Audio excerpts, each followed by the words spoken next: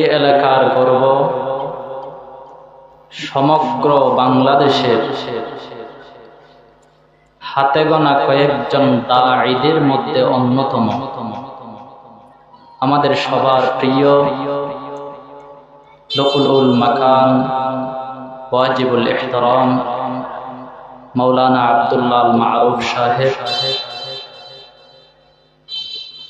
ওনার মাদ্রাসা অনেক চেষ্টা করে যাচ্ছেন, আরো যারা চেষ্টা করতেছেন মাহফিলকে সফল করার জন্য, আল্লাহ তাআলা সবাইকে জাযায়ে খাইর দান করুক, আমিন।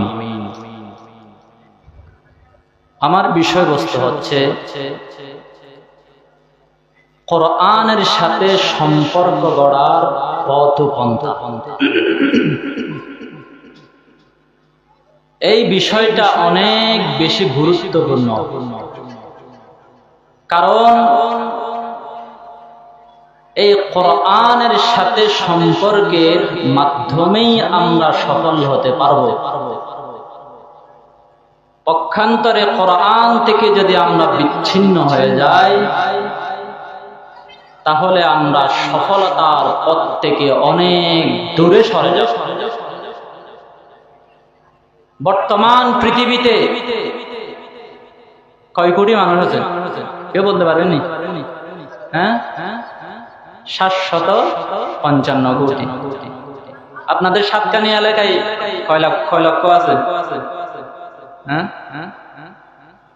পুরুষ আছে 1,90,000 আর নারী আছে 1,93,000। যারা জরিপ চালিয়ে দেখছে তারা বলছে সারা পৃথিবীর মধ্যে যতগুলো মানুষ আছে তন্মধ্যে প্রায় 4 ভাগের 1 ভাগ হলো মুসলমান। সুবহানাল্লাহ। 200 কোটি, 750 কোটি থেকে 200 কোটি হলো মুসলমান। সংখ্যায় অনেক বেশি আগের তুলনায়। সবচেয়ে বেশি কোন ধর্মের মানুষ? খ্রিস্টান ধর্মের, তাদের আছে 245 কোটি, আর আমরা মুসলিম না হলাম 200 কোটি। তৃতীয় স্থানে নাস্তিকরা প্রায় 125 কোটি মতো আছে। এরপরে হিন্দুরা, তারা 122 কোটি মতো আছে। এটা বুঝাতে চেয়েছিলাম আমরা সংখ্যায় একেবারে নগণ্য নয়। পৃথিবীর মধ্যে 4 ভাগের 1 ভাগ হলো আমরা মুসলিম জাতি। এক সময় ছিল শুধুমাত্র কয়েকশো মুসলিম। বদরের যুদ্ধে 313 জন তারা যুদ্ধ করার জন্য গিয়েছিল। অন্যদিকে কাফেররা হাজার হাজার। আল্লাহ সূরা আনফালে বলেন, ওয়ার-রাকবু আসফালু মিনকুম। কাফেররা যে এদিকে হাজার হাজার, শুধু এটা নয়, আবার ওইদিকে আবু সুফিয়ানের কাফেররা পরাজিত হলে তারা আবার সহযোগিতা করার জন্য কাফেরদের পক্ষ থেকে এরকম আছে। বদরের যুদ্ধের মধ্যে মুসলমানদের পক্ষ থেকে শুধুমাত্র 313 জন, তাও তলোয়ার ছিল শুধুমাত্র কয়েকটা। যুদ্ধের কোনো হাতিয়ার ছিল না। কাফেরদের পক্ষ থেকে শয়তান মানুষ সেজে এসেছিল। শয়তান বলেছিল, আমি তোমাদের সাথেই আছি, কোন অবস্থায় যদি তোমরা পরাজিত হতে চাও তাহলে জিন হিসাবে আমিও সহযোগিতা করব। একজন জিনের শক্তি মানুষ থেকে অনেক বেশি হবে না? শয়তান সেটা ওয়াদা দিয়েছিল। আল্লাহ সূরা আনফালের মধ্যে বলেছেন, 45 নম্বর আয়াত থেকে 50 নম্বর আয়াত পর্যন্ত অনুবাদ করেন। আল্লাহ তাআলা বলেন, ফালাম্মা তারাআতিল ফিআতান নাকাসা আলা আকিবাইহি ওয়া ক্বালা ইন্নী বারিয়্যুম মিনকুম ইন্নী আরা মা লা তারাউনা ইন্নী আখাফুল্লাহ ওয়াল্লাহু শাদীদুল ইকাব। কাফের এবং মুসলমানরা যখন একে অপরের মুখোমুখি হল, শয়তান যখন সেটা দেখলো তখন নাকাসা আলা আকিবাইহি, সে পালাতে লাগলো। কাফেররা বলল, কি জন্য পালাচ্ছ? তুমি তো আমাদেরকে প্রতিশ্রুতি দিয়েছিলে আমাদেরকে সহযোগিতা করবে। শয়তান বলে ইন্নী আরা মা লা তারাউনা, আমি যা দেখতেছি তোমরা দেখতেছো না। দেখতেছি এখানে ফেরেশতা অবতীর্ণ হয়েছে, আমার ভয় হচ্ছে হয়তো ফেরেশতারা আমার জান কবজা করার জন্য নামছে, হয়তো এখন আমার জান কবজা করে ফেলবে, এজন্য আমি পালাচ্ছি। বিস্তারিত বলা আমার উদ্দেশ্য নয়, শুধু অতটুকু বলতে যাচ্ছি 313 জন হওয়া সত্ত্বেও আল্লাহ তাআলা তাদেরকে জয়লাভ করেছিলেন, আর আমরা পরাজিত হয়েছি। কারণ কি? সাথে রাসূল ছিল এজন্য না, রাসূল ছিল সেটা যদি সফলতার কারণ হয়, পরবর্তীতে সাহাবায়ে কেরাম 3000 কাফেররা 1 লক্ষ, তখনও মুসলমানরা জয় হয়েছে গজওয়ে মাউতার মধ্যে। আমাদের সফলতার রহস্য, শক্তির রহস্য হলো আমাদের কোরআনের সাথে সম্পর্ক। দলিল নেন আল্লাহ তাআলা সূরা আনআম 122 নম্বর আয়াতের মধ্যে বলেন, আওয়ামান কানা মাইয়িতান ফাআহইয়াইনাহু ওয়া জাআলনা লাহু নূরান ইয়ামশি বিহি ফিন নাসি কামান। আল্লাহ তাআলা বলেন, কিছু মানুষকে আমি আমার নূরের মাধ্যমে, আমার হেদায়েতের মাধ্যমে জীবিত করেছি। তার মানে কি? অর্থাৎ কোরআন এটা হলো মুসলমানদের জীবিত হওয়ার একটা মাধ্যম, মুসলমানদের প্রাণ। যতক্ষণ পর্যন্ত মুসলমানদের মধ্যে কোরআন নামক প্রাণ থাকবে, ততক্ষণ পর্যন্ত মুসলমানদের সফলতা থাকবে। 100 মৃত ব্যক্তি আরেকজন জীবিত ব্যক্তি পারবেনি? তা আমরা মুসলমানরা যদি কোরআন ছেড়ে দিই তাহলে আমরা মৃত হয়ে যাব। একজন বলে, মানুষ ছিল, তার 7-8 জন সন্তান ছিল, বাবাকে খুব বেশি মহব্বত করত, তো মারা গেছে। বাবা যখন মারা গেছে, সন্তানরা মনে করছে হয়তো স্ট্রোক করছে, বেহুশ হয়ে গেছে। ডাক্তারকে জিজ্ঞাসা করলাম, ডাক্তার সাহেব আমার বাবার কি হয়েছে, একটু চেক করে দেখেন। ডাক্তার সাহেব চেক করে দেখে বলেন, বর্তমান ডাক্তাররা, বিজ্ঞানরা বলে মানুষের মধ্যে 78টা বড় বড় মেইন অঙ্গ থাকে। কয়টা অঙ্গ? 78। তোমার বাবার 78টি অঙ্গের মধ্যে একটাও ভেজাল নাই। লিভার ঠিক আছে, কিডনি ঠিক আছে, হাত ঠিক আছে, সবগুলো ঠিক আছে, কিন্তু একটা সমস্যা, সেটা হলো তোমার বাবা মারা গেছে, প্রাণ নাই। সব ঠিক আছে, কিন্তু কি হয়ে গেছে? তোমার বাবার প্রাণ চলে গেছে। তো সন্তান বলতেছে, এটা কি শুধু একটা সমস্যা? প্রাণ চলে গেলে তো কিডনি অটোমেটিকলি নষ্ট হয়ে যাবে, প্রাণ চলে গেলে তো লিভার অটোমেটিকলি নষ্ট হয়ে যাবে, প্রাণ চলে গেলে তো এখানে আতিগিলা যেগুলো আছে সেগুলোতে অটোমেটিকলি নষ্ট হয়ে যাবে। ঠিক তদ্রুপ মুসলমানদের সাথে যখন কোরআনের সম্পর্ক থাকবে না, 58টি পর্যন্ত মুসলিম রাষ্ট্র থাকতে পারে, শত শত হাজার হাজার হাফেজে কোরআন আলেম থাকতে পারে, পশ্চিমকালীয় সফলতা আসবে না যতক্ষণ পর্যন্ত প্রত্যেকজন আমাদের সাথে, আমরা যদি কোরআনের সাথে সম্পর্ক করতে না পারি। এটা হলো আমাদের প্রাণ, এটা হলো আমাদের রূহ। কথা বুঝতে পারতেছি? কথা বুঝতেছেন? বলতে পারেন, হুজুর এটা কি বলেন? পৃথিবীর মধ্যে প্রায় 6 কোটি হাফেজ আছে, আমাদের বাংলাদেশেও প্রায় 25 লক্ষের অধিক হাফেজ আছে। তো অতগুলো হাফেজ আছে, পূর্ণ কোরআন সিনার মধ্যে নিয়ে নিছে, আবার কোরআনের সাথে সম্পৃক্ত মানুষের অভাব। এটা কি কথা? এটার জবাব হিসাবে আমি একটা উদাহরণ।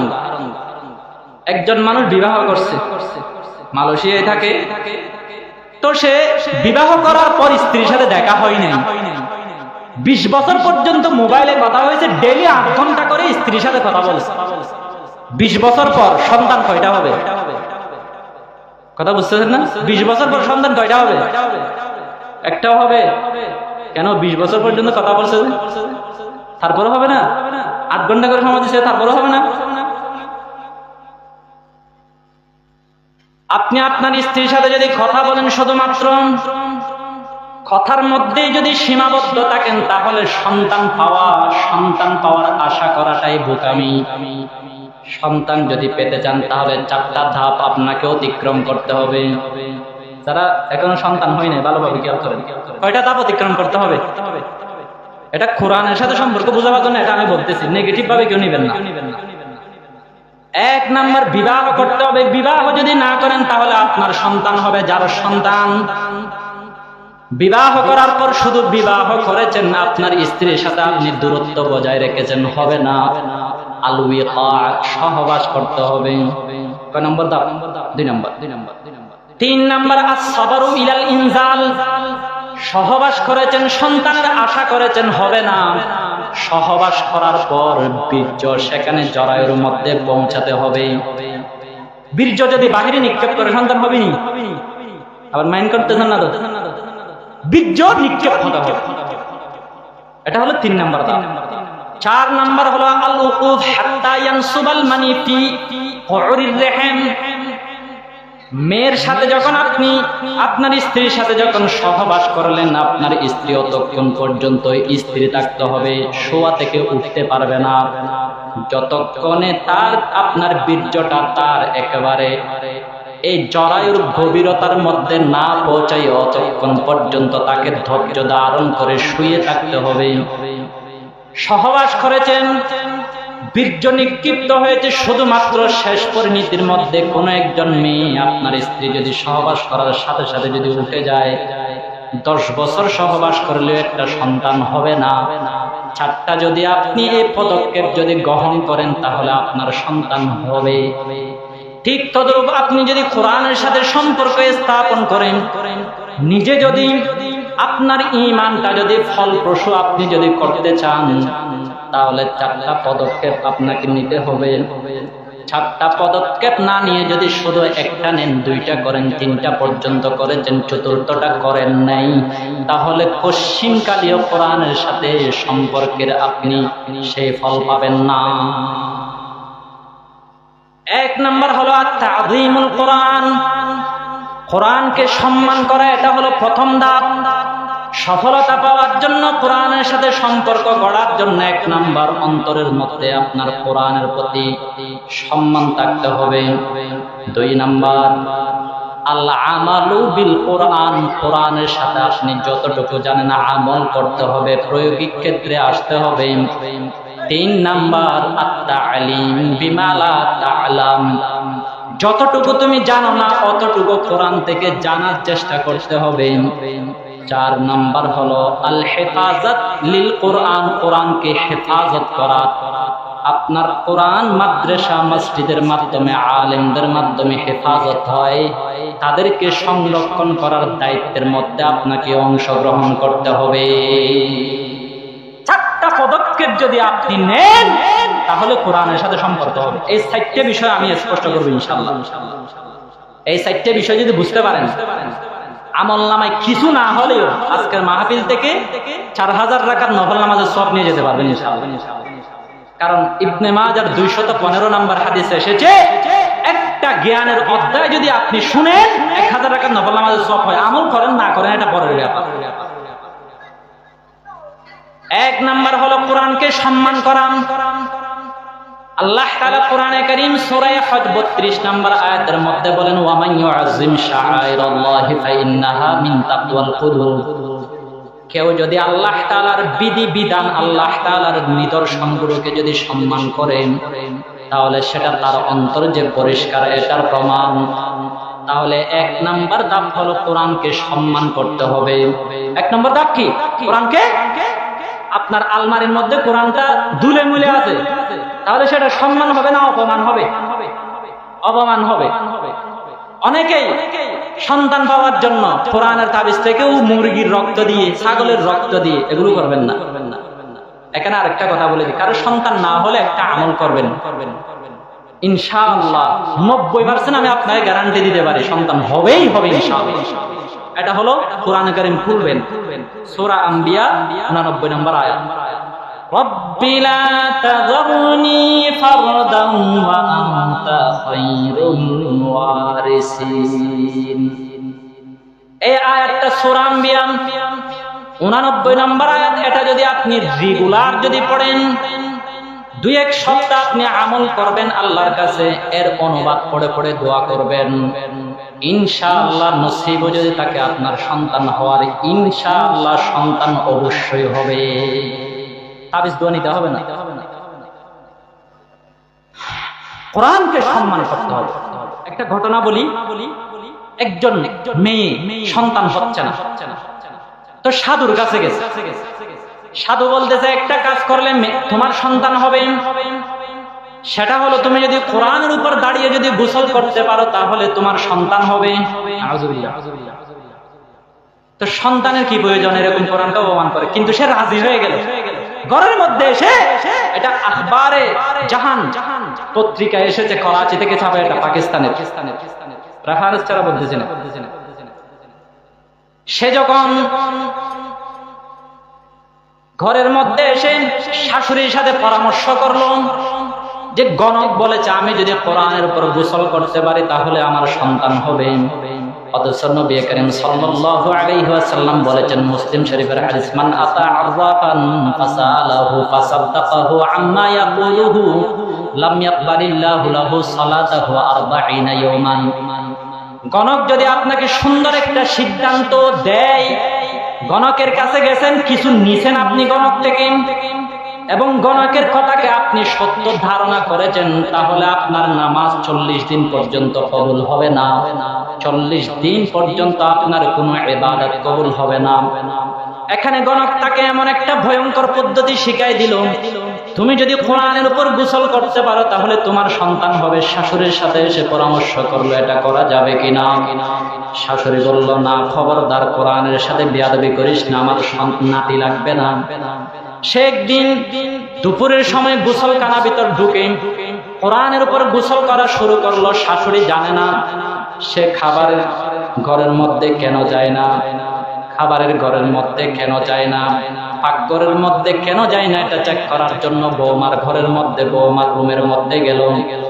রুমের মধ্যে গিয়ে দেখে আলমারির উপর কোরআন নাই। বুঝতে আর দেরি রইল না যে আমার বৌমা কোরআনের সাথে বেয়াদবি শুরু করেছে। বাথরুমের মধ্যে গেল, বাথরুমের ভিতরে থেকে সিটকানি মারা, বাথরুমের ভিতর থেকে বন্ধ, বাথরুমের দরজা ভেঙে দেখা গেল কোরআন এক পাশে পড়ে আছে, সাথে একটা শূকর পড়ে আছে।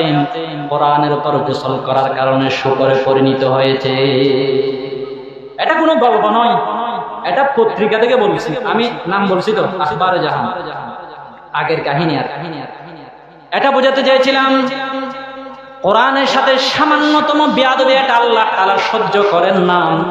এজন্য খবরদার, কোরআনের সাথে বেয়াদবি করা যাবে না। সুলতান মাহমুদ গজনবী রাহমাতুল্লাহি আলাইহি যখন মারা যায়, একজন ব্যক্তি স্বপ্নের মধ্যে দেখেন জান্নাতের মধ্যে বিচরণ করতেছে। তাকে জিজ্ঞাসা করা হলো, আপনি তো সারা জীবন বড় অনেক জিহাদ করেছেন, আপনি সারা ভারতবর্ষের শাসক ছিলেন, অনেক ভালো আমল করেছেন, কোন ভালো আমলের কারণে আল্লাহ তাআলা আপনাকে জান্নাত দিয়েছেন? সে বলতেছে, আমি একদিন এক ঘরের মধ্যে মেহমান হয়েছিলাম, আমার খাটিয়ার ওই যেদিকে আমি পা টানি সেদিকে কোরআনের থাক রয়েছে, কোরআনের থাক, কোরআন কিন্তু উপরে, আমার পা ছিল নিচে। কোরআনের থাকের দিকে পাও টানা এটা জায়েজ আছে, এটা ফতোয়ার ভিত্তিতে জায়েজ, কারণ কোরআন তো তার পা বরাবর নাই, সেটা তো উপরে আছে। কিন্তু আমি এটা বরদাস্ত হয় নাই যে আল্লাহর কোরআনের দিকে আমি পা টানবো, যদিও বা উপরে হয়। এজন্য উনি সে ঘর থেকে বের হয়ে গেলেন, মেহমানকে বললেন, তুমি আমাকে আরেকটা ঘরের মধ্যে, আরেকটা রুমের মধ্যে জায়গা দাও। আমি যে এই কথাটা মেহমানকে বলেছি, এটার কারণে আল্লাহ তাআলা এমন পছন্দ করেছেন যে আমার অতীতের সমস্ত গুনাহ ক্ষমা করে দিয়ে আমার জান্নাতের ফয়সালা করেছে। তাহলে কোরআনকে সম্মান করতে হবে। এটা হলো কোরআনের সাথে সম্পর্ক গড়ার 1 নাম্বার পন্থা। কোরআনকে সম্মান করবেন, আবার কোরআন ওয়ালাকে অসম্মান করেন না। আপনি যদি একজন ব্যক্তিকে ভালোবাসেন, তার সন্তানকেও আপনি আদর করবেন। থাকেন না আপনি দেখতে পারেন, কিন্তু সন্তানকে পাইলেই পিটান আপনি, তাহলে সেটা কি তার সাথে আদর হবে, তার সাথে ভালোবাসা হবে, নাকি সে রাগ নিতে হবে? অবশ্যই রাগ নিতে হবে না। ঠিক তদ্রুপ যারা উলামায়ে কেরাম, তারা হলো কোরআন ওয়ালা। যারা আলেমদের সাথে বেয়াদবি করে, তারা মূলত আলেমদের সাথে বেয়াদবি করে না, তারা পরোক্ষভাবে তারা কোরআনের সাথে বেয়াদবি করে। কোরআনের সাথে বেয়াদবি করা, আলেমদের সাথে বেয়াদবি করার পরিণতি কি? রশিদ আহমদ গঙ্গোহী রাহমাতুল্লাহ আলাইহি ফতোয়ায়ে রশিদিয়ার মধ্যে বলেন, 100% আমি চ্যালেঞ্জ দিয়ে বলতেছি, যে বা যারা কোরআন নিয়ে বেয়াদবি করো, কোরআন নিয়ে তোমরা কোরআনওয়ালার সাথে বেয়াদবি করো, কোরআনওয়ালার দিকে চোখ রাঙিয়ে থাকাও, তারা শোনো, যদি কোরআনকে তোমরা সম্মান করো, আলেমের সাথে যদি তোমার সম্পর্ক খারাপ হয়, তুমি ইসলাম দ্বীনে ফিতরতের উপর তুমি মরতে পারো নাই। তুমি যখন মারা যাবে, তোমার সন্তানকে বলবে, একদিন পর তোমার খবর খনন করে দেখবে। আমি রশিদ আহমদ গঙ্গোহী 90% গ্যারান্টি দিয়ে বললাম, তার কবরের মধ্যে তার চেহারা যে পশ্চিম দিকে দিয়েছে, সেটা পশ্চিম দিকে থাকবে না, সেটা পশ্চিম দিক থেকে ফিরে পূর্ব দিকে হয়ে যাবে। যারা আলেমদের সাথে বিদ্বেষ, তাদের চেহারা পশ্চিম দিকে থাকবে না। রশিদ আহমদ গঙ্গোহী বলেন, আমি ছেড়ে দিয়ে বললাম, যারা আলেম বিদ্বেষী, তোমরা তোমাদের এরকম আর একজন আলেম বিদ্বেষীর খবর খনন করে দেখো, তার চেহারা পশ্চিম দিকে থাকবে না, থাকতে পারে না। তার চেহারা পশ্চিম দিক থেকে, কেবলামুখী থেকে তার চেহারা অটোমেটিকলি পূর্ব দিকে ফিরে যাবে। সে দ্বীনে ফিতরতের উপর, ইসলামের উপর মরতে পারে নাই, মৃত্যুর অবস্থায় তার কালিমা নসিব হয় নাই। কারণ যে আলেমদের সাথে বেয়াদবি করে, সে পরোক্ষভাবে কোরআনের সাথে বেয়াদবি করে। কোরআনের সাথে যারা বেয়াদবি করে, তাদের ঈমান থাকতে পারে না। ঈমানের লিবাস পরিধান করলেও তাদেরকে মুমিন বলা যাবে না। তারা ঈমানের লিবাস পরিধান করে, তারা হলো পাক্কা মুনাফিক। এজন্য এটা হলো 1 নাম্বার পদক্ষেপ, কোরআনের সাথে সম্পর্ক স্থাপন করার জন্য কোরআন এবং কোরআনওয়ালাকে সম্মান করবেন। 2 নাম্বার হলো কোরআনের উপর আমল করবেন। কোরআনের সাথে সম্পর্ক, কোরআনের উপর কি করবেন? কথা বুঝতে দেননি? বেশি মজার কথা না বললেও কিছু কাজের কথা বলতেছি, খুব ভালোভাবে খেয়াল করবেন। বলতে পারেন, হুজুর এত বড় কোরআন, 30 পারা কোরআন, অতগুলো বিধান কিভাবে মানব? তাহলে আমি আপনাকে একটা কথা বলতেছি, এটা কিন্তু মনে রাখবেন। এটা যদি শিখতে পারেন, আপনি ছোটখাটো একটা মৌলানা সাহেব হয়ে গেছেন। আমি যেটা বলতেছি সেটা যদি শিখতে পারেন, 30 পারা কোরআনের সারসংক্ষেপ একটা লাইনের মধ্যে বলতেছি আমি। 30 পারা কোরআনের সারসংক্ষেপ, এই লাইনের উপর যদি আমল করতে পারেন, এটা আপনি ঘরের দেওয়ালের মধ্যে লিখে রাখবেন। পারলে আমল করতে পারলে আপনি 30 পারা কোরআনের উপর আমল করতে পারছেন। 1 নাম্বার, ইবাদত হবে আল্লাহর। ইবাদত হবে কার? অন্য কারো ইবাদত, অন্য কাউকে সিজদা দেওয়া, অন্য কারোর জন্য মান্নত করা, এগুলো করা। বলতে পারেন, হুজুর আবার ইবাদত মানে কি? ইবাদত মানে হলো 5টা জিনিস। কয়টা জিনিস? 1 নাম্বার সিজদা করা, 2 নাম্বার তাওয়াফ করা, 3 নাম্বার জিকির করা, 4 নম্বর মান্নত করা, 5 নম্বর যার নামে জন্তু জবেহ করা যায়। আপনি যদি মাজারে গিয়ে যদি সিজদা করেন, মাজারকে যদি তাওয়াফ করেন, বাবার নামে যদি জিকির করেন, অথবা বাবার নামে যদি মান্নত করেন, জন্তু জবাই করার সময় যদি আপনি বাবার নাম ধরেন, তাহলে আপনি ইবাদত করেন নাই, আপনি প্রকাশ্যে শিরক করেছেন। নিজে দাবি করতে পারবেন আমি বড় একজন খাঁটি ইমানদার, কিন্তু আপনি রবের কাছে একজন ইমানদার পরিচয় নিয়ে থাকতে পারবেন না। এই 5টা জিনিস, এটা হলো আল্লাহর জন্য খাস। বলতে পারেন, হুজুর এটা আপনি বানায় বলতেছেন, দেরি না, বানাই ফতোয়া আজিজিয়া 1 নম্বর খন্ড 45 নম্বর পৃষ্ঠা দেখে নিন, সেখানে যারা আলেম তাদের জন্য রেফারেন্স দিয়ে দিচ্ছি। তো এটা বুঝাতে চেয়েছিলাম, ইবাদত হবে কার? এটা প্রথম বাক্য। 2 নাম্বার, অনুসরণ হবে রাসূলের। অনুসরণ হবে কার? আপনি যদি রাসূলের অনুসরণ না করে যদি সামাজিক রীতিনীতির যদি অনুসরণ করেন, তাহলে আপনি বেদাত করেছেন। বেদাত করনেওয়ালা কখনো জান্নাতি হতে পারে না। প্রথমেই তারা জান্নাতে যেতে পারবে না। জাহান্নাম থেকে শাস্তি ভোগ করে তাকে জান্নাতে যেতে হবে, সে যদি ইমানদার হয়। 3 নাম্বার, কোরআনের বিধান হলো যে সমস্ত মখলুকের সেবা করবেন, মানুষ হোক, জীবজন্তু হোক, সমস্ত জীবজন্তু আল্লাহর সৃষ্টিগুলোর সেবা করবেন। এই 3টা কথা হলো পুরা কোরআনের সারসংক্ষেপ কথা। ইবাদত করবেন আল্লাহর, অনুসরণ করবেন রাসূলের, সেবা করবেন আল্লাহ তাআলার সৃষ্টিজীবের। কয়টা কথা বললাম? আমাকে হাজিরা দেন। ইবাদত করবেন, অনুসরণ করবেন এবং সেবা করবেন আল্লাহর সৃষ্টিজীবীর।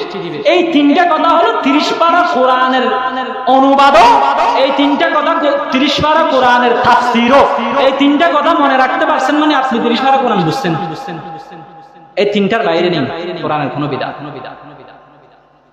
কোরআনের সমস্ত বিধান মানতে হবে। আল্লাহ তাআলা সূরা আহজাব 36 নম্বর আয়াতের মধ্যে বলেন, মা কানা লিমুমিনিন ওয়ালা মুমিনাতিন ইযা কাদাল্লাহু ওয়া রাসূলুহু আমরান আন ইয়াকুনা লাহুমুল খিয়ারাতু মিন আমরিহিম ওয়া মান ইয়াসিল্লাহা ওয়া রাসূলুহু ফাকাদ দাল্লা দালালাম মুবিনা।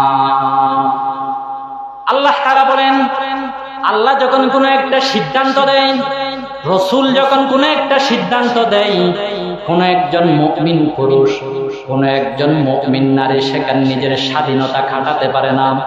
যে মেয়ে বলল পর্দা করা না করে এটা আমার স্বাধীনতা, আমার শরীর আমি দেব, যাকে ইচ্ছা তাকে দেব। রব্বে কারীম সূরা আহজাব 36 নম্বর আয়াতের মধ্যে বলেন, সেই মেয়েটা পশ্চিমকালে ঈমানদার নয়, সে মুসলমান পাড়ার মধ্যে বসবাস করতে পারে কিন্তু সে কখনো ঈমানদার হতে পারে না। পর্দা না করে এক জিনিস, পর্দাকে না মানা আরেক জিনিস। পর্দা না মানলে সে ঈমানদারই থাকবে না। পর্দা মানতেছে কিন্তু পারতেছে না, এটা হলো অন্য বিষয়, তখন ঈমানদার থাকবে তবে গুনাহগার হবে।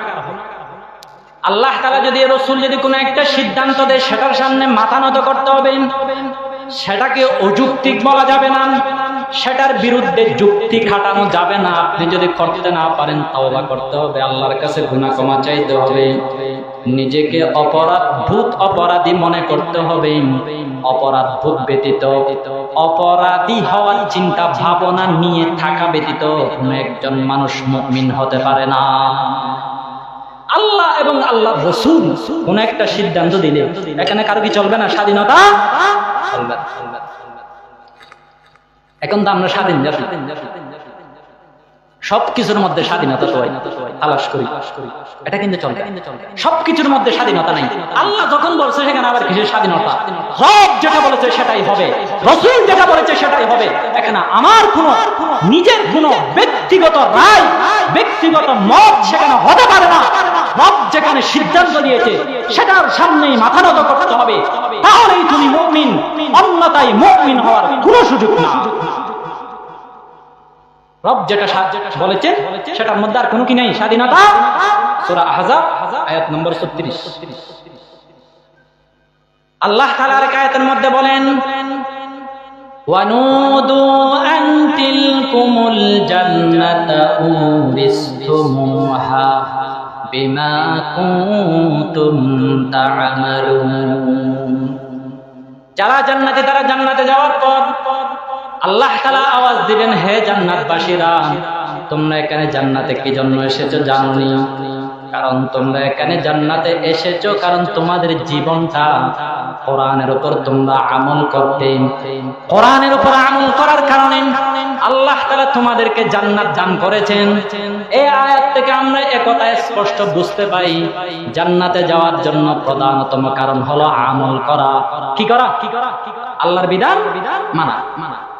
এখানে খুব কথা খুব ভালোভাবে খেয়াল করবেন, এটা বুঝাবার জন্য আরেকটা বিপরীত হাদিস বলতেছে। রাসূল বলতেছেন, সহিহ আল বুখারী 6466 নম্বর হাদিস, قال رسول الله صلى الله عليه وسلم لن يدخل الجنة أحدا عمله। এ আমার উম্মতেরা, তোমরা কেউ তোমাদের আমলের ভিত্তিতে জান্নাতে যেতে পারবে না। সাহাবায়ে কেরাম জিজ্ঞাসা করলেন, হে আল্লাহর রাসূল, ওয়ালা আনতা, আপনিও কি জান্নাতে আমলের কারণে যেতে পারবেন না? রাসূল বলেন, ওয়ালা আনা, আমিও আমলের কারণে জান্নাতে যেতে পারবো না।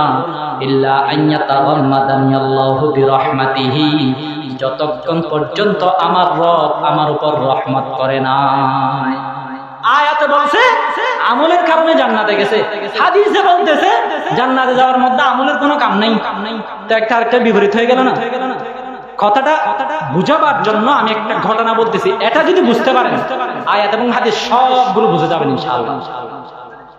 এরকম বলে একটা হারা ধরেন না, এটা কি রূপনগর না? তো এখানে গ্রাম্য মানুষ, অনেক মানুষ আছে শহর বন্দরে যায়নি।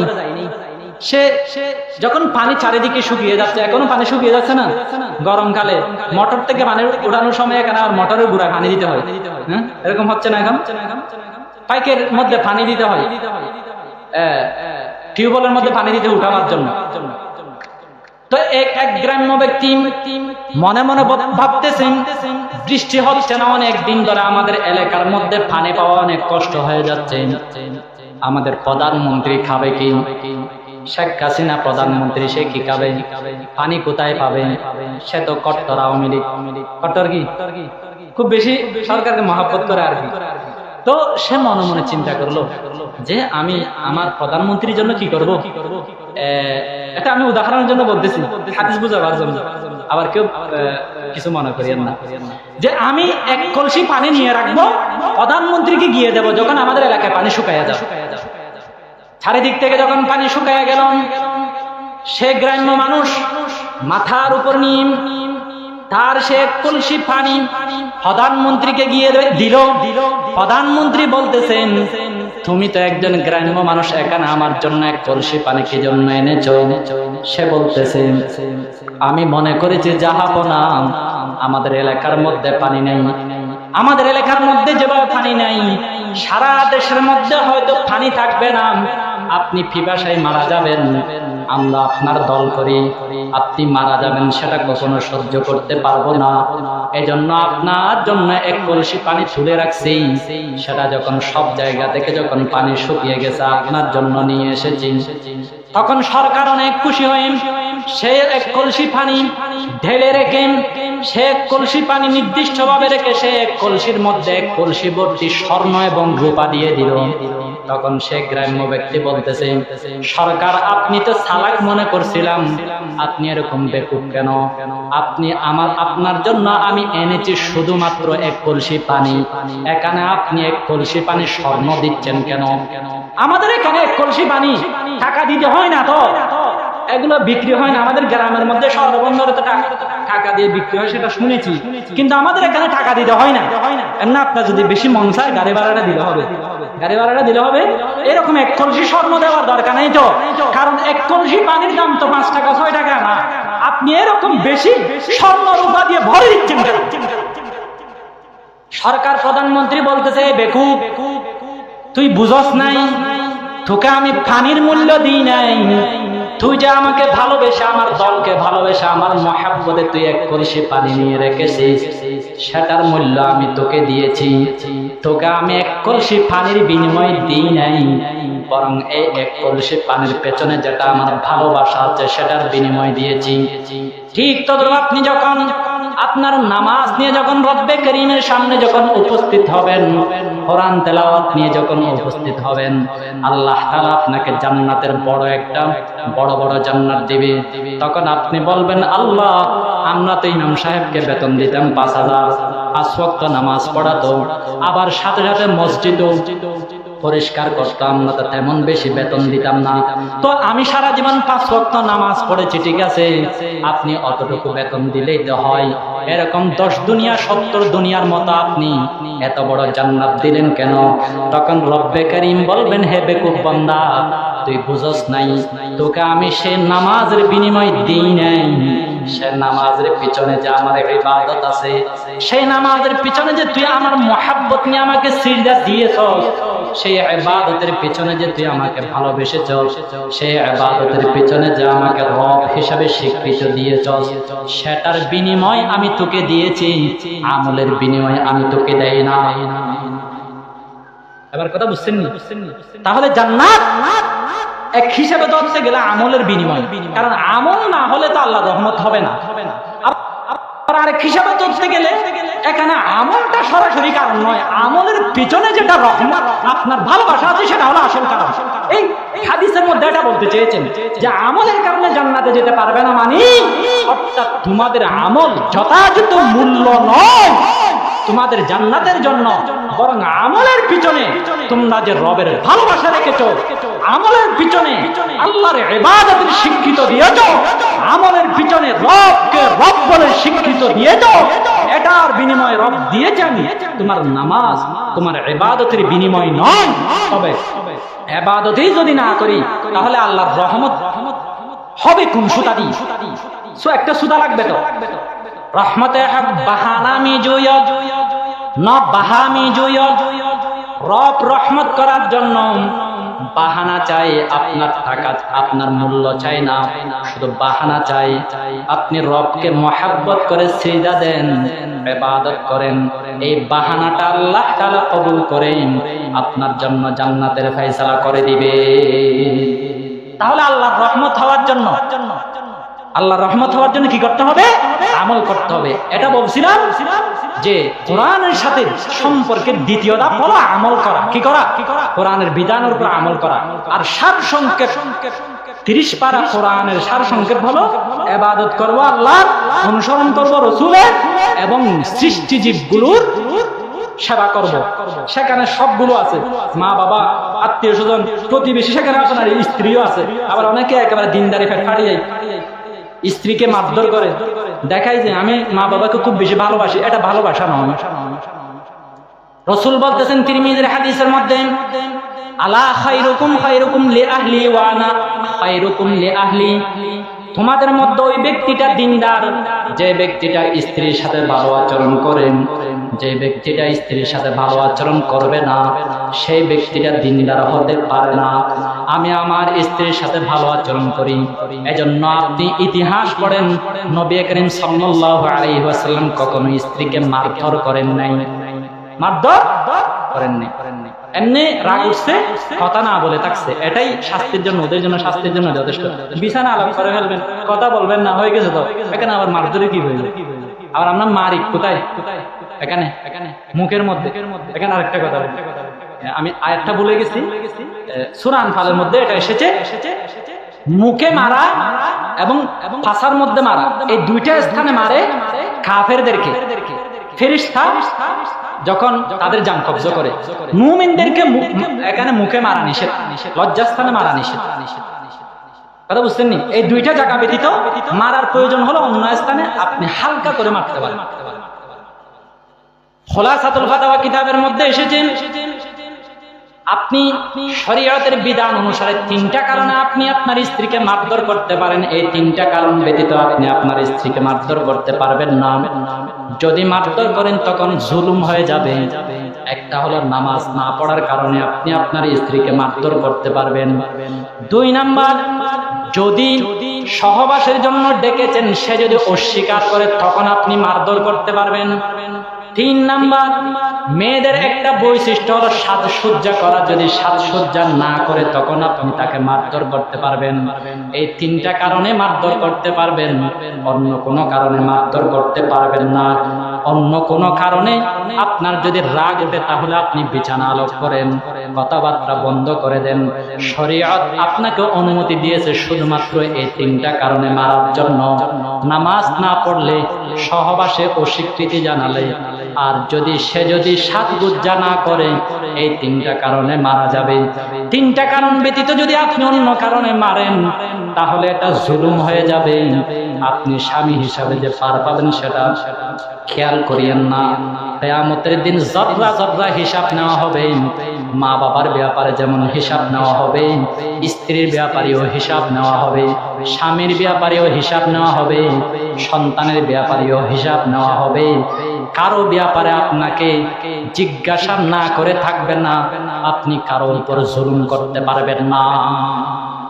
বলতে পারেন হুজুর আমার মাকে বাবাকে তো মানে ওদের কথা বললে ওদেরকে ইয়া করতে হয় না, আপনাকে এখানে চিন্তা করতে হবে, মানে কারো উপর যেন জুলুম না হয়। মা বাবা তো সেটা থাকবে মাথার উপর, আর আপনার স্ত্রী থাকবে আপনার পাশে। মা বাবা সব সময় আপনার যতই রাগ উঠুক না কেন আপনি তাকে বকা দেওয়ার, মা বাবাকে বকা দেওয়ার অধিকার নেই, কথা বন্ধ করার অধিকার নেই। পৃথিবীর মধ্যে সবচেয়ে খারাপ মানুষ হলো তারা যারা রাগ করে মা বাবার সাথে কথা বলে না। এরকম মানুষ আছে নেই? আছে না? তারা হলো সবচেয়ে খারাপ মানুষ। যে মা বাবার কারণে তুমি দুনিয়া দেখেছো, সে মা বাবার সাথে আবার রাগ করে কথা বলতেছে না, মানে কি? স্ত্রীর সাথে আপনি রাগ করে কথা না বলতে পারবেন, স্ত্রীর সাথে বিছানা আরাম করতে পারবেন, ঘর ত্যাগ করতে পারবেন, মা বাবার সাথে আপনি রাগ করে কথা না বলতে পারবেন না, দোষী ওয়াসাহিবুহুমা ফিদ দুনিয়া মা'রুফা। সে যদি অমুসলিম হয় তার সাথে ভালো আচরণ করা আপনার দায়িত্ব। তবে তার সাথে ভালো আচরণ করতে গিয়ে আবার আরেকজনের উপর জুলুম করতে পারবেন না। আপনার মা বাবা যদি বলে স্ত্রীকে তালাক দিয়ে দাও, সেখানে আবার আপনার মা বাবার কথা নেই, সেখানে ধরবেন না। তোমার স্ত্রীকে মারো, তোমার সন্তানকে মারো। যদি আপনার মা বাবা এটাও বলে এই এখানে গরুটা একটু দরা করে ফিটা দিয়ে আসো, জায়েজ হবে নি? গরুকে অবৈধভাবে মারা, তা আপনার স্ত্রীকে গরুর চেয়ে অভদ্র হয়ে গেছে নাকি? আপনি যে আরেকজনের কথা ধরে, ভাই বোনের কথা ধরে আরেকজনের কথা ধরে স্ত্রীকে মারধর করতেছেন, ভাই বোনের কথা ধরে আপনি গরু ছাগলকেও পিটাতে পারবেন না, তো স্ত্রীকে কিভাবে পিটাবেন? এটা বোঝাতে চেয়েছিলাম সব ক্ষেত্রে আপনি রব্বে কারীমের বিধানকে প্রাধান্য দিবেন। কোরআনের সাথে সম্পর্ক স্থাপন করার দ্বিতীয় নম্বর ধাপ হলো আপনি আমল করবেন। 3 নম্বর ধাপ হলো কোরআনের জ্ঞান অর্জন করবেন। কোরআনের জ্ঞান অর্জন করান এটা শুধুমাত্র আলেমদের কর্তব্য নয়, সবাই কোরআনের জ্ঞান অর্জন করবে।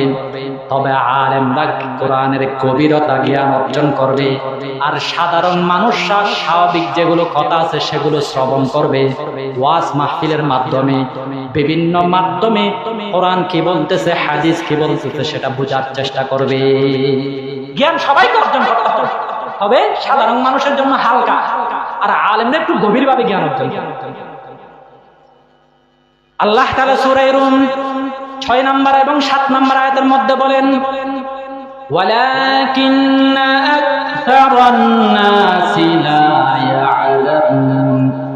ইয়ালামুনা যাহিরাম মিনাল হায়াতিদ দুনিয়া ওয়া হুম আনিল আখিরাতি হুম গাফিলুন।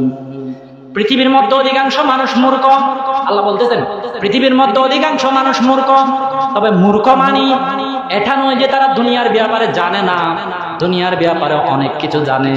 রব বলতেছেন সূরা রুম 7 নম্বর আয়াতের মধ্যে, দুনিয়ার ব্যাপারে যত কিছুই জানুক না কেন, কোরআনের জ্ঞান যদি না থাকে সে মূর্খ, সে শিক্ষিতদের কাতারের মধ্যে কখনো অন্তর্ভুক্ত হতে পারে না। যার কোরআনের জ্ঞান নেই সে কখনো শিক্ষিতদের শিক্ষিত হতে পারে না। ইসলামের দৃষ্টিতে শিক্ষিত কারা? যাদের কি আছে কোরআনে। তো ফুস্টারের মধ্যে আপনি আরেকজনকে উপরে দিলেন, সর্দার মাতবর হলে ঠিক আছে, কিন্তু এমনি আমরা স্বাভাবিকত অনেক শিক্ষিত মানুষ, দুনিয়াবি শিক্ষিত আছি। এখানে যারা কোরআনে শিক্ষিত তাদেরকে সবসময় প্রাধান্য দিতে হবে। আল্লাহ বলতেছেন সূরা রুম, আমার কথা বিশ্বাস না হলে কোরআন নিয়ে অনুবাদ করবেন, অনুবাদ করে সেখানে চেক করে দেখবেন, রেকর্ডিং করে নেন। আল্লাহ বলতেছেন তারা কি মূর্খ, যদি কোরআনের জ্ঞান না। কেন মূর্খ? আমি কোরআনের পক্ষ হয়ে যুক্তি দিচ্ছি। দুনিয়ার মধ্যে যেগুলো জ্ঞান আছে সেগুলো মানুষের বৈশিষ্ট্য নয়, সেগুলো পশু পাখিরও আছে। দুনিয়ার জ্ঞান এটা পশু পাখিরও আছে, শুধুমাত্র আখিরাতের জ্ঞানই হলো মানুষের বৈশিষ্ট্য। যেমন আমি আপনাকে একটা একটা করে বুঝাচ্ছি। রাজনীতির জ্ঞান মানুষের যতটুকু আছে, একটা পিঁপড়ার এর চেয়ে রাজনীতির জ্ঞান বেশি আছে। এজন্য দেখবেন একটা পিঁপড়া 2-1 বছরের জন্য খাদ্য জমা রেখে দেয়। পিঁপড়ারা একেবারে সুন্দর করে তারা চলে। যদি কোনো সময় যদি পানি এসে যায়, ঢল মহাপ্লাবন এসে যায়, প্লাবনের সময় তারা সবাই একত্রিত করে একজন আরেকজনকে জড়িয়ে ধরে। তারা একজন জীবিত থাকতে আরেকজন মরতে পারে না, একজন আরেকজনকে পাহারা দেয়। একটা পিঁপড়া একজন মানুষের চেয়েও নেতাগিরির দায়িত্ব বেশি পালন করেন। এভাবে দেখবেন মৌমাছি, সে অন্যান্য মৌমাছি কত সুন্দর করে পরিবেশনা করে, একটা মৌমাছিও যদি পায়খানার মধ্যে বসে, একটা মৌমাছিও যদি বিষাক্ত পাতার মধ্যে বসে, বড় যেটা মৌমাছি তাকে সর্দার মৌমাছি, সেটা তাকে হত্যা করে ফেলবে। মধুর মধ্যে 1% যেন ভেজাল না ঢোকে সেটার জন্য সর্বোচ্চ চেষ্টা করবে। মৌমাছির মধ্যে যারা নেতা আছে তারা রাজনীতির জ্ঞান পিঁপড়ার বেশি, রাজনীতির জ্ঞান মৌমাছির বেশি। এভাবে ডাক্তারি জ্ঞান। আমাদের অসুস্থতা হলে আমরা বিভিন্ন জায়গায় দৌড়ি, কিন্তু পশু পাখির যখন অসুস্থতা হয় তারা নিজেরা বুঝে নেই কোন পাতা খেলে আমি সুস্থ হতে পারবো। এজন্য দেখবেন যখন অনেক সময় দেখবেন কুকুর গিয়ে ধান ক্ষেতের মধ্যে তারা ঘাস খায়। কুকুর ঘাস খায়নি, বাজু সময় দেখবেন ঘাস খায়। কি জন্য খায়? আপনি মনে করতেছেন পাগল হয়ে গেছে, মনে হয় পাগল হয় নাই, সবগুলো ঠিক আছে। সে ঘাস এজন্য খাচ্ছে, সে জানে আমার পেটে এমন রোগ হয়েছে যেটা এই ঘাস খেলেই সুস্থ হবে। সেটা কুকুরকে আল্লাহ সেই জ্ঞান দিয়েছে। আপনি জানেন না, আপনি বিশেষজ্ঞ হয়ে একেবারে অনেক বহু কিছু আপনি অর্জন করে ফেলছেন, কিন্তু আপনি কোন পাতার মধ্যে কোন ওষুধ সেটা আপনার জানতে অনেক কষ্ট হচ্ছে, কুকুরে সেটা জানতে কষ্ট হচ্ছে না। কারি তৈয়ব রহমতুল্লাহ একটা বই লিখেছেন ইনসানিয়ত কা ইমতিয়াজ, সেখানে উনি অনেকগুলো ইতিহাস লিখেছেন। উনি বলেন আমি নিজেও প্রমাণ পেয়েছি যন্ত্ররা ডাক্তারি জ্ঞান মানুষের চেয়ে বেশি পারে। এক সময় কিছু বান্দরকে মারার জন্য, তারা যেহেতু মানুষকে খুব বেশি জ্বালাতন করে, তাদেরকে মারার জন্য আমি বিষ মিশিয়ে রুটি দিয়েছি। কারণ বান্দররা বেশি তারা রুটি খেতে পছন্দ করে। যখন আমি রুটি রাখলাম, বানরগুলো এসে সেগুলোর তারা আগে ঘ্রাণ নিয়ে দেখলো, ঘ্রাণ নিয়ে চলে গেল। আমি জানালা দিয়ে ঠাকাচ্ছিলাম, তারা বানররা কি করে। কিছুক্ষণ পর বানররা এসেছে, প্রত্যেকজনের হাতের মধ্যে একটা গাছের শাখা, সবাই রুটিগুলো খায়। রুটিগুলো খাওয়ার পর একটা একটা পাতাকেই তারা দৌড়ে দৌড়ে চলে যাচ্ছে। তার মানে কি বুঝলেন? একটা বানর জানে যে বিষ খাওয়ার পর কোন পাতা খেলে সেই বিষটা পানি হয়ে যায়, কিন্তু আমরা মানুষরা এখনো আবিষ্কার করতে পারি নাই বিষ খাওয়ার পর কোন পাতা খেলে বিষ পানি হয়। বানর কিন্তু আবিষ্কার করে ফেলেছে। তাহলে বানর বড় ডাক্তার হলো মানুষের চেয়ে। এখন আমরা আমাদের ডাক্তাররা এখনো তারা আবিষ্কার করতে পারেনি বিষ খেলে যদি কোনো ভুলেও যদি কেউ বিষ খেয়ে ফেলে তার জন্য মুসিবতের পাহাড়।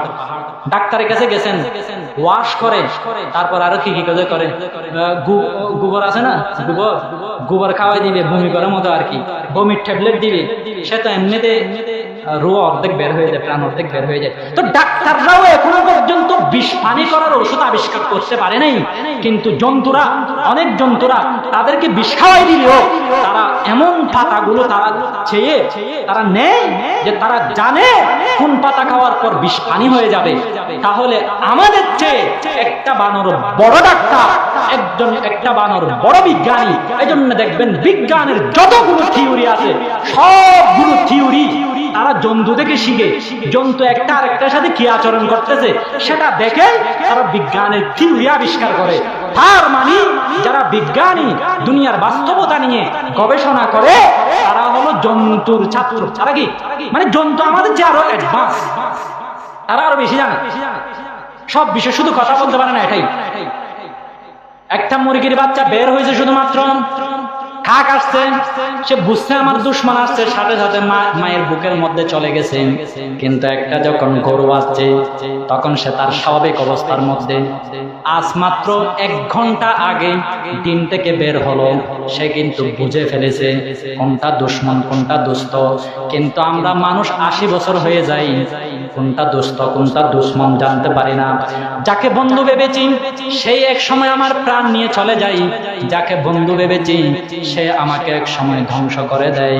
আমরা দুস্থ দুশ্মন একটা মুরগির বাচ্চার মতো চিনি না। তার মানে আমরা দুনিয়া জন্তুর মতো চিনি না। দুনিয়াটা জন্তুরা আমাদের চেয়ে বেশি চিনি। দুনিয়ার ব্যাপারে তাদের বেশি অভিজ্ঞতা আছে।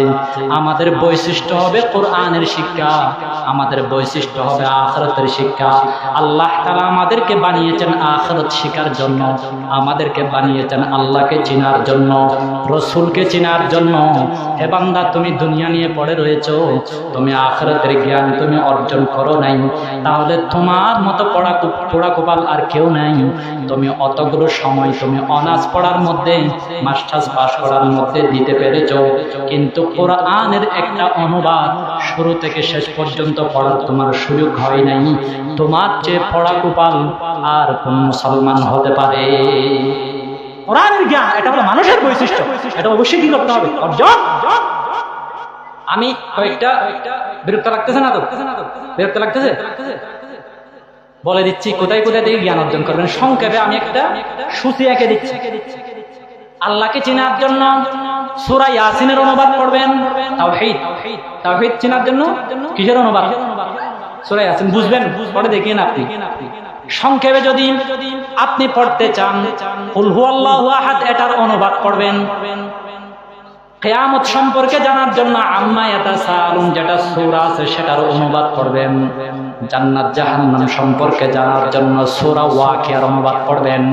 জীবনের উদ্দেশ্য কি হবে সেটা জানার জন্য সূরা ফাতিহার অনুবাদ পড়বেন। মুসলমান মুনাফিকের মধ্যে পার্থক্য কি সেটা জানার জন্য আপনি সূরাতুল বাকারার অনুবাদ পড়বেন। আপনি ঘরকে আপনার স্ত্রীকে কিভাবে পরিবেশনা করবেন, আপনার সন্তান সন্ততিকে কিভাবে পরিবেশনা করবেন সেটা জানার জন্য সূরা নূর, সূরা আহজাব এই দুইটা সূরার অনুবাদ পড়বেন। এভাবে আপনি বিভিন্ন সূরা বাছাই করেন, অন্তত অনুবাদটা আপনি দেখেন। আপনি শুধুমাত্র ওয়াজের উপর ক্ষান্ত তাকিয়েন না। আল্লাহ তাআলা বলেন কদ জাআতকুম মাউইযাতুম মির রাব্বিকুম, তোমরা এখানে এসেছো, আপনারা এখানে এসেছেন আমার ওয়াজ শোনার জন্য। রব্বে কারীম বলতেছেন তোমাদের কাছে আমার ওয়াজ গিয়েছে, কোরআন গিয়েছে, একটা ওয়াজ শোনার জন্য তোমরা মানুষ অনেকে ভিড় করতেছো, কিন্তু আমি রব্বে কারীমের ওয়াজ শোনার জন্য কতজন গিয়েছো? অনেকে বলে, আমাকে একজনও বলতেছে হুজুর মানুষ কম। আমি মনে মনে চিন্তা করতেছি এখানে যতগুলো আসছে অতগুলো মানুষও তো আল্লাহর ওয়াজ শোনার জন্য যায় না, তো আমি কম বলেও লাভ কি? একজন বড় বক্তা আসলে তো হাজার হাজার লক্ষ লক্ষ মানুষ কম হচ্ছে না, কিন্তু এই তুলনায় আল্লাহর ওয়াজ শোনার মানুষ কম। সরাসরি আল্লাহ কি বলেছেন আপনি সেটা জান্নাত জাহান্নামের যেগুলো বিষয় আছে সেগুলো আপনি বাংলা অনুবাদ পড়ে আপনি নিজে বোঝার চেষ্টা করেন। আল্লাহ যেভাবে বলেছেন সেভাবে বোঝার চেষ্টা করেন। কিছু কিছু বুঝেন।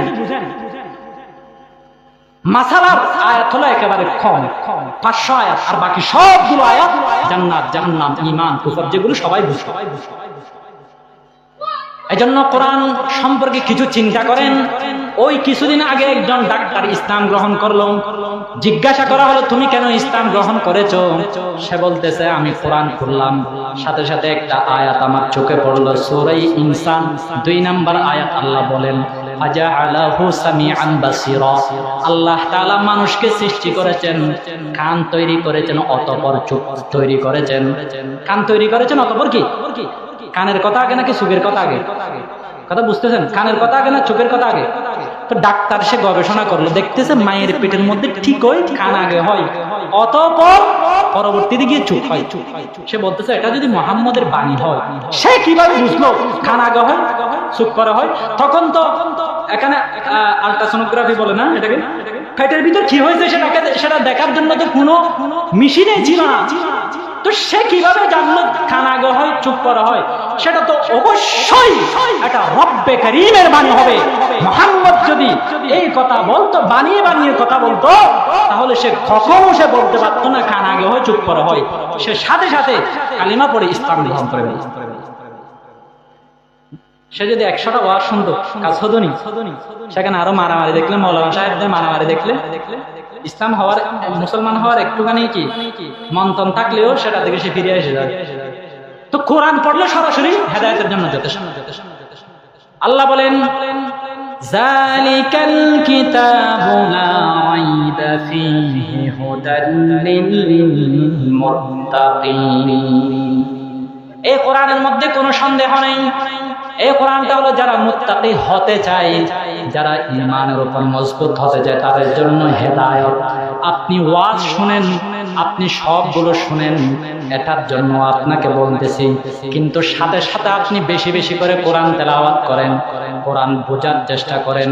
আল্লাহ তাআলা কোরআনটাকে একটা মেসেজ হিসাবে আমাদেরকে দিয়েছেন। রব কি বলেছে সেটা আপনি সরাসরি কিছু কিছু জানার চেষ্টা করেন।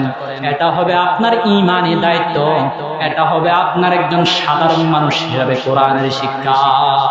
আপনি তো আগে আরবি শিখে তারপর বুঝতে পারবেন না, এটা অনেক লম্বা ব্যাপার। সেটা আমরা শিখেছি 8 বছর ব্যাকরণ শিখার মধ্যে চলে গেছে। 8 বছর শুধু ব্যাকরণ শিখছি, আরবি এটার অর্থ কি, এটার অর্থ কি, এটার অর্থ কি, সেগুলো শিখছি। এটা এখন আলহামদুলিল্লাহ আমাদের আর কোরআন অনুবাদ দেখতে হয় না। যে কোনো একটা আরবি দেখলে আমরা অনুবাদ নিজেরা করতে পারি, তাফসীর নিজেরা বুঝি, করতে হয় না আলহামদুলিল্লাহ। যারা পড়ে এরকম করতে পারে। তা আপনারা তো অতটুকু সময় দিতে পারবেন না। অন্তত কোরআনের মধ্যে জান্নাত জাহান্নামের বিষয়গুলো, সূরা ইয়াসিন, সূরা ওয়াকিয়া, এগুলোর অনুবাদ হলেও আপনি শিখার চেষ্টা করেন। পারবেন তো ইনশাআল্লাহ?